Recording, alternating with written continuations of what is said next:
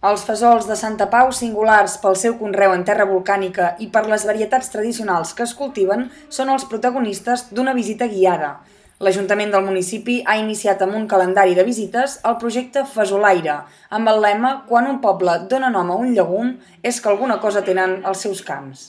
La idea de fer aquest programa de visites guiades va sortir de l'Ajuntament i de l'Associació de Cultivadors de Fesols de Santa Pau per buscar un element per posar en valor el que són els fesols de Santa Pau, aquest producte tan reconegut a nivell gastronòmic i que està en tràmits d'obtenir la denominació d'origen protegida. Doncs ens va semblar que a través d'aquestes visites guiades es podria donar a conèixer més aquest producte. Llavors les visites tenen una durada d'1 hora i mitja i se surt d'aquí de l'oficina de turisme d'aquí Santa Pau i són recorregut en uns camps de fesols propers aquí al casc urbà i bé, doncs en el moment de la visita es pot veure la planta en el moment que estigui. Doncs ara fa poc que han nascut, doncs es veuen les plantes petites i en el llarg de l'estiu s'aniran veient en cada moment en l'estat que es trobi. La visita acaba amb un tastet realitzat cada vegada per un restaurant diferent de Santa Pau.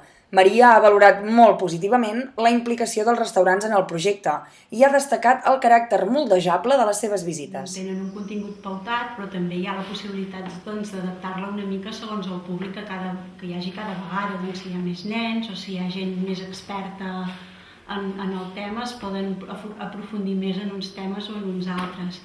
1 hora i mitja sembla molt de temps, però realment dels fesols de Santa Pau se'n pot dir tant que segons com se'ns fa curta, no? A part de la ruta dels fesols, també han iniciat un nou projecte que està tinguent molt d'èxit. És una visita autoguiada que es diu la Motxilla de la Blanca.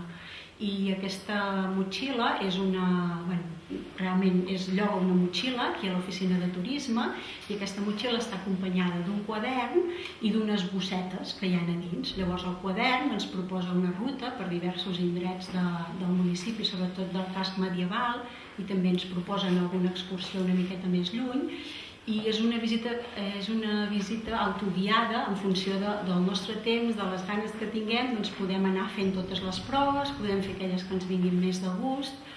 Està pensada per fer-la amb nens. És un producte que tothom que l'ha fet n'ha fet una valoració molt positiva.